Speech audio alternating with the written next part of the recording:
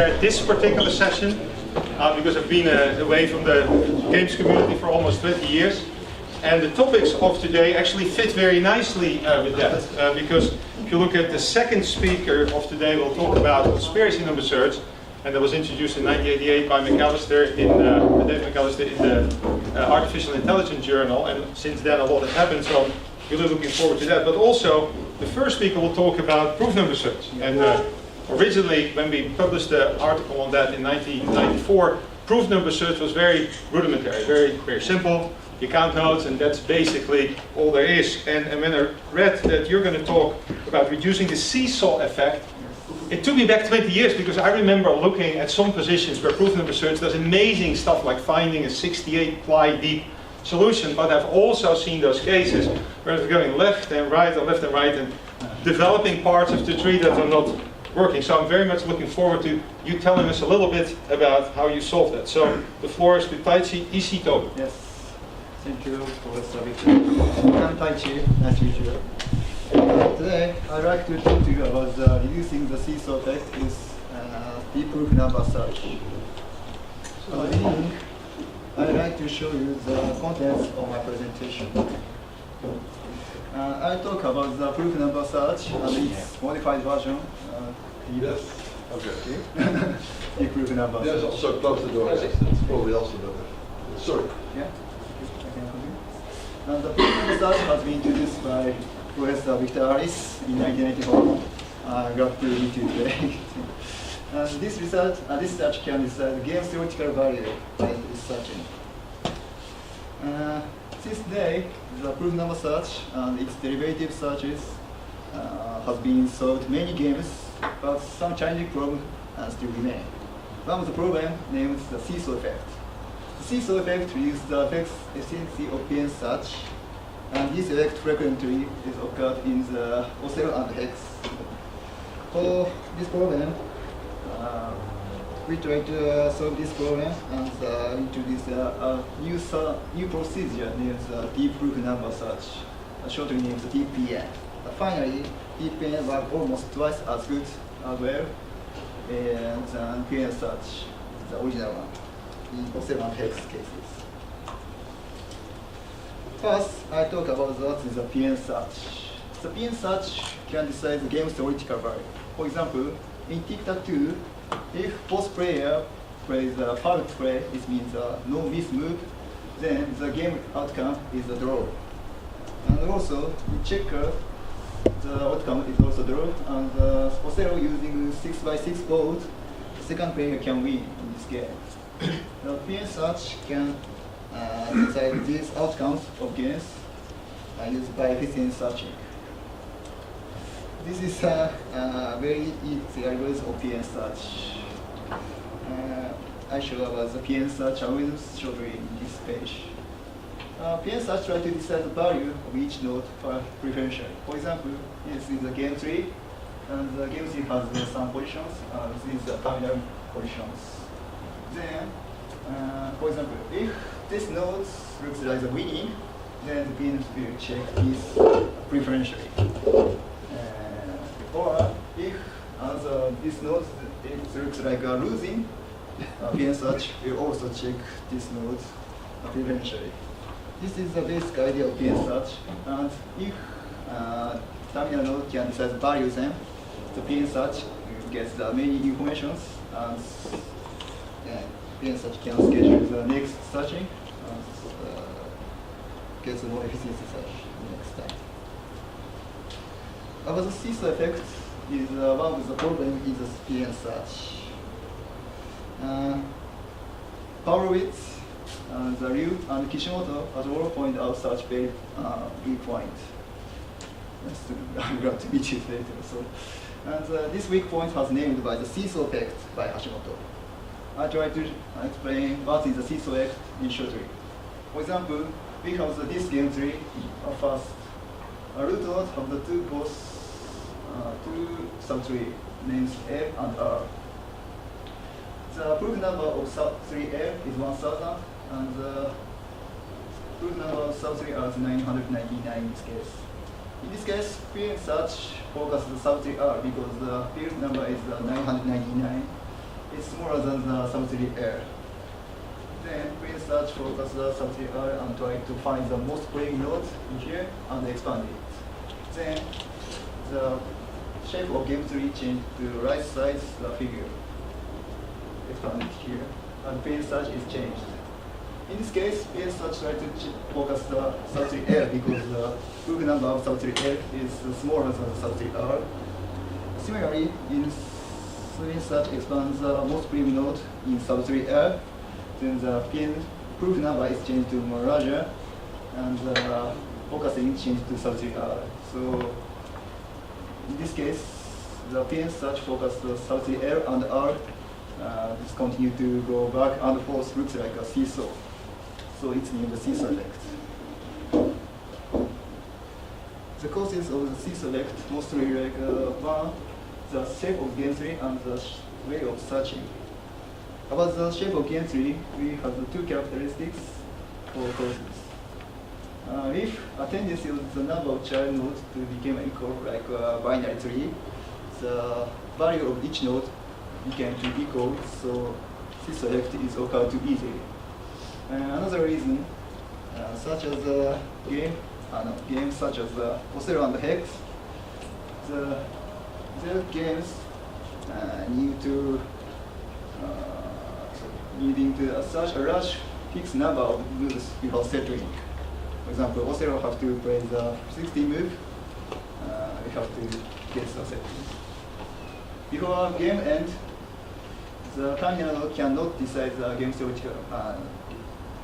Before settling, the terminal node, it is difficult to assess upon a win or lose or draw.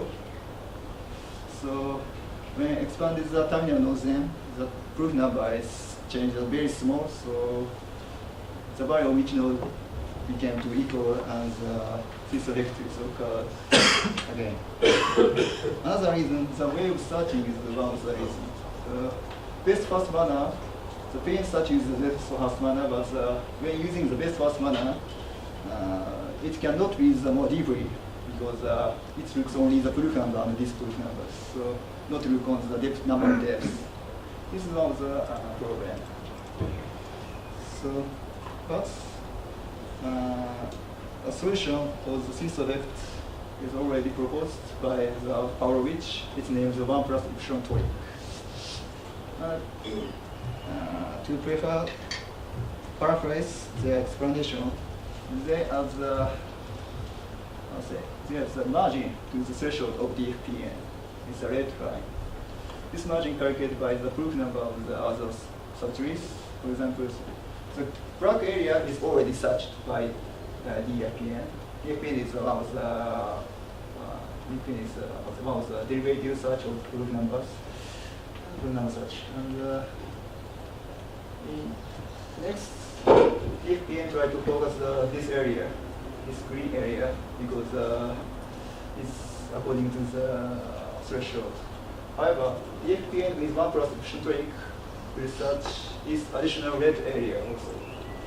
So it means 1 plus epsilon toric can read more deeply than the original one, and it can use the seesaw effect and search more efficiency than the more original DFPN. However, if this red area doesn't reach the game end, then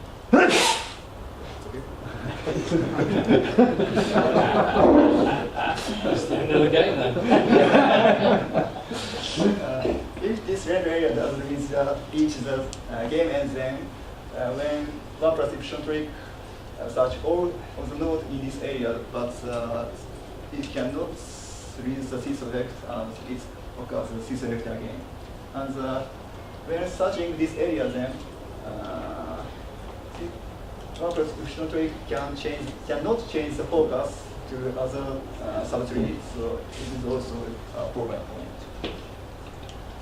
So far, using the seesaw effect, we propose a new algorithm named the deep proof number search. The solution of the seesaw effect is already proposed by 1 plus epsilon toric. It means searching more deeply is one solution.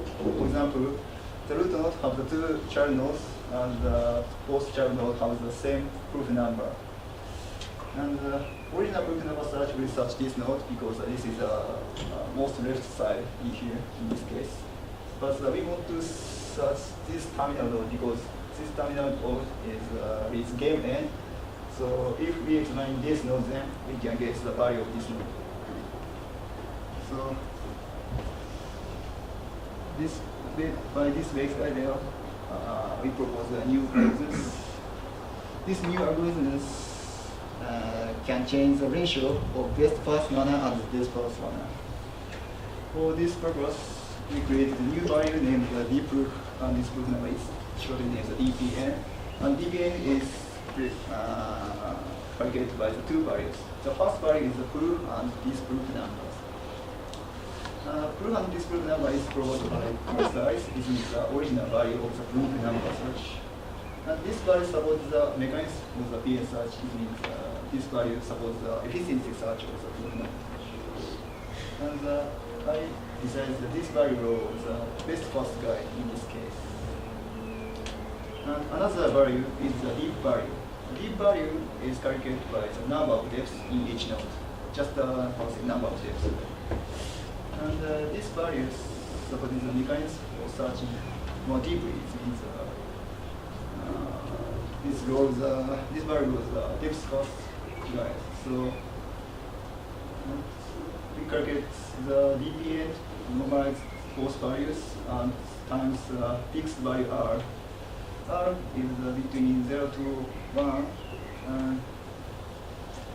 So normalized value by R, and additional these two values, DPN is calculated. And when R equals 1.0, then DPN use only the proof and disproof number. So DPN works the same as original proof number search in this case. But R equals 0, then DPN uses only deep values. So it works the same as the primitive depth first search in this case. But between the 0 to 1, DPN can combine these two values. It means we can adjust the best first guide and depth first guide by DPN. For measuring the performance of DPN, we prepare a solver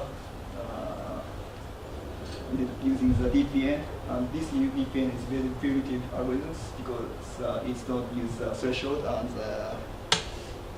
transposition table, etc. Because we want to see only the effect of the DPN. And we prepared 1000 endgame position here. It's using the 8x8 board and play 44 legal moves randomly for beginning position. It means 16 ply endgame position. And we prepare this program and try to solve these positions with adjusting R. The R was changed 0 to 1 by increments of 0.05. I show the result in next page. This is the results. And while R is changed to 1 to 0. And we focus the two values in this case. The number of iterations is how many times the PN search try to find the best, the most primitive node from the root node. So this value shows approximates the execution time, and number of nodes is the total number of nodes expanded by the DPN. So this value shows less of memory.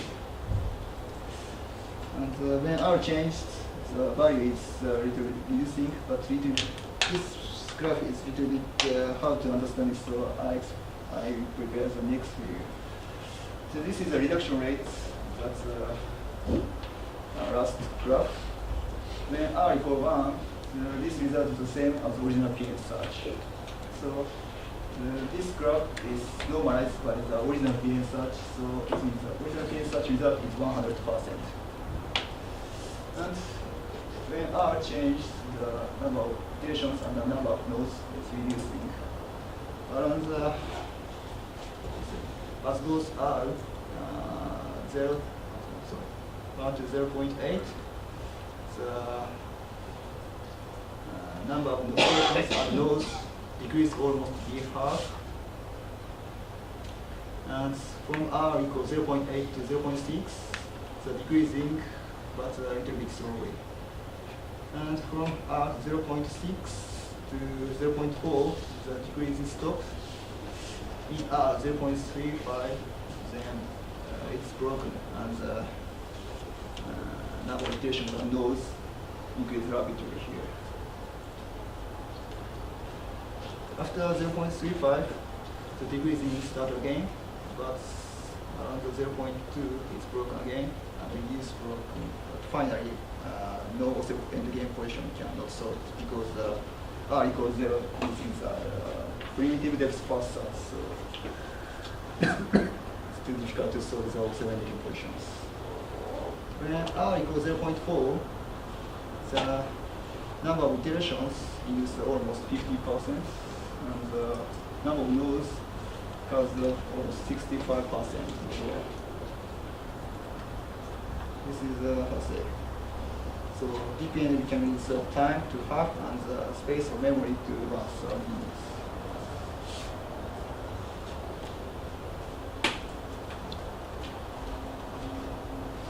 And then, so it looks when R equals 0.4, then the DPN looks like the best tool, but this is a reduction. So this is a change of the reducing and increasing cases of the forensic positions. So this white and black is the number of surrendering positions. So we prepare 1,000 positions, and white means number of wear cases.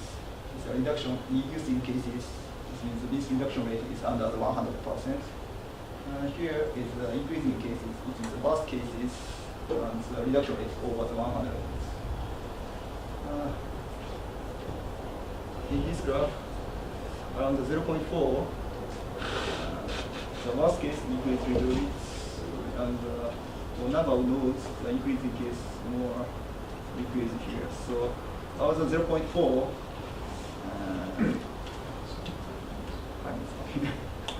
so some problems, the problem then are changed to larger and smaller. So when we use the last graph, 0.4 is the best, but around 0.4, some worst cases increase here, so we have to get the balance about this graph and last graph. So I show the conclusion in our experiments. First, DPN is the number of iterations to half and the number of nodes to 1/3 in this case. Because what R is the best is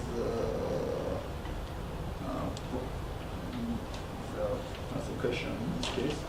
When R is 0.4 is looks like best, but when we solve the balance, 0.65 is the best, I think. 0.65 is this one. Here, its reduction rate is almost half, and worst and rare case is not so changed here. So I think I decided I equals 0.65 is the best in this case. And some questions show worst case results. This reason maybe it's explained by the holding problem. It means strong depth first search for the one subtree. When the holding subtree is incorrect, then the DPA work not efficiency. So this is one of the results for worst case, I think. And we also tested the DPN using the Hex, but I don't have enough time to test, so I just show the result in this case. DPN reduces the number of iterations to about 1/3 and the number of nodes to about 4 times.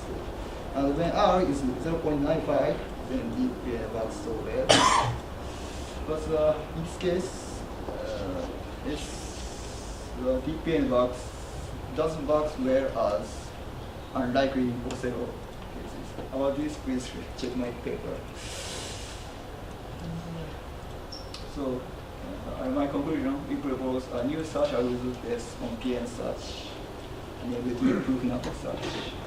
Deep brain are the choice between best first and depth first behavior using the fixed value R. And in hex, endgame position, and also deep brain works so well. And future works, we have three main topics. So the most important point is the deep brain is too really new in this case. So we have to develop new essentialism like deep DFPN.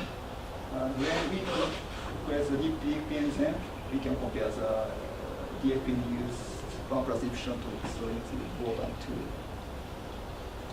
Yeah, that's all. Thank you.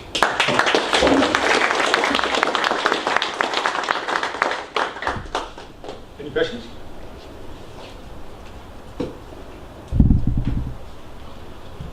There's a question from Ingo. Thank you for the very interesting talk. Thank you. I have some experience with single agent search, so not a game tree, but say a puzzle tree. And there it turns out that sometimes parallelization helps. So not doing any complicated new algorithm, but simply have parallel and splitting the processors very high in the tree. Yes. Say half the processors go here, half go there, and so on. And that automatically helps to find good paths early. Maybe it is a bit similar to what you do with the epsilon 1 plus epsilon trick.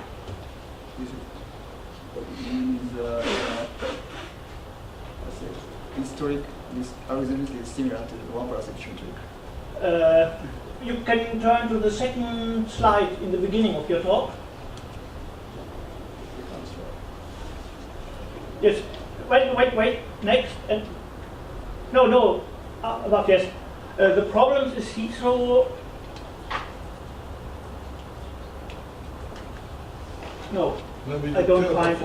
But the point is when you make parallel search and split the processors very high in the tree, that helps to avoid seesaw effects. Yes. But of course your situation is in principle more complicated than single agent problems. Yeah, but this effect is occurred in the more terminal. Yes. So just separate it, but this effect cannot solve it, I think. Okay, we can discuss this later. Yeah.